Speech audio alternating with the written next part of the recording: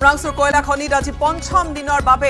উদ্ধাৰ অভিযান চতুৰ্থ দিনা সফল নহল উদ্ধাৰকাৰী দল খনিৰ ভিতৰত প্ৰায় ৩০০ ফুট পৰ্যন্ত পানী বৃহস্পতিবাৰে ব্যাহত হৈছিল উদ্ধাৰ অভিযান বৃহৎ পাম্পেৰেও পানী হিচি ফল পোৱা নাই উদ্ধাৰকাৰী দলে ডাঠ কুঁৱলীয়ে ঢাকিছে ৰাজ্যৰ বিভিন্ন ঠাই কুঁৱলীৰ বাবে ৰাষ্ট্ৰীয় ঘাইপথত অসুবিধাত পৰিছে বাহনৰ চালক কুঁৱলীৰ মাজতে প্ৰশাসনৰ নিৰ্দেশনা অমান্য কৰি পথৰ দাঁতিতে ৰখাই থোৱা ট্ৰাকে কঢ়িয়াই আনিছে অনাকাংক্ষিত বিপদৰ শংকা নিখগতীয়া অগপৰ সাম্প্ৰতিক অৱস্থাক লৈ বিজেপিৰ সাৰ্ভে মিত্ৰদল বিজেপিৰ সাৰ্ভেত স্পষ্ট হ'ল আঞ্চলিকতাবাদী দলটোৰ শোচনীয় অৱস্থা অগপৰ দখলত থকা ৯ সমষ্টিতে বিজেপিৰ উত্থান ক্ষমতা ৰক্ষাৰ দৌৰত দলৰ ভেটি টনকিয়াল কৰাৰ সময় নাই অতুল কেশৱৰ অসন্তুষ্ট দলীয় কৰ্মী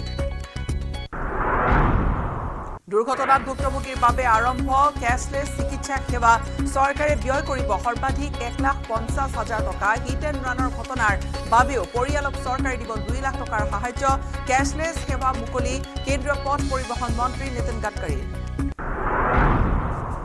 শিৱসাগৰত বনভোজৰ পৰা উভতা এটা পৰিয়ালক আক্ৰমণ এদল উদণ্ড যুৱকৰ শিশু মহিলা সহ পৰিয়ালটো আহি আছিল এখন অল্টো বাহনেৰে দলটোৰ আক্ৰমণত আহত বাহনখনত থকা দম্পতি কাছাৰৰ চিন্দুৰা বনভোজস্থলীতো দুটা পক্ষৰ মাজত প্ৰচণ্ড মাৰপিট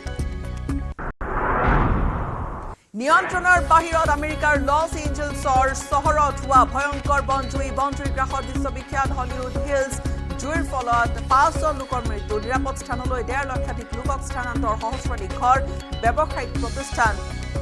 জ্বলি ভস্মীভূত